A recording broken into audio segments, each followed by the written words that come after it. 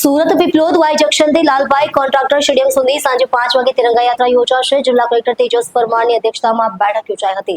સ્વૈચ્છિક સંસ્થાઓ, શાળા, કોલેજ, ઉદ્યોગો, ધાર્મિક સંસ્થાઓ, યુવા, મહિલા સહિત મોટી ભાગીદારી માટે આહવાન કરાયું. 17 ઓગસ્ટ સુધી હર ઘર તિરંગા અંતર્ગત ઘરે ઘર, દુકાનો, કચેરીઓમાં ધ્વજ લહેરાવવા અનુરોધ કરવામાં આવ્યો.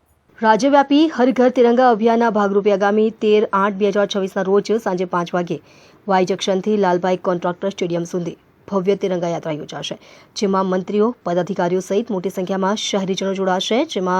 જેના આયોજન અર્થે જિલ્લા કલેક્ટર શ્રી તેજસ પરમારના અધ્યક્ષ સ્થાને જિલ્લાના ઉચ્ચ અધિકારીઓ સાથે બેઠક યોજાઈ હતી. ભવ્ય તિરંગા યાત્રામાં સ્વૈચ્છિક સંસ્થાઓ, શાળા, કોલેજો, યુનિવર્સિટીઓના વિદ્યાર્થીઓ, ઉદ્યોગકારો, વેપારીઓ, ઇન્ડસ્ટ્રીઝ પ્રતિનિધિઓ, જીઆઈડીસી, ડાયમંડ, સીએ સહિતના વિવિધ એસોસિએશનો, ધાર્મિક સંસ્થાઓ, રમતવીરો, યુવા, મહિલા શક્તિની સક્રિય ભાગીદારી સુનિશ્ચિત કરવા પર કલેક્ટરશ્રીએ ભાર મૂક્યો હતો.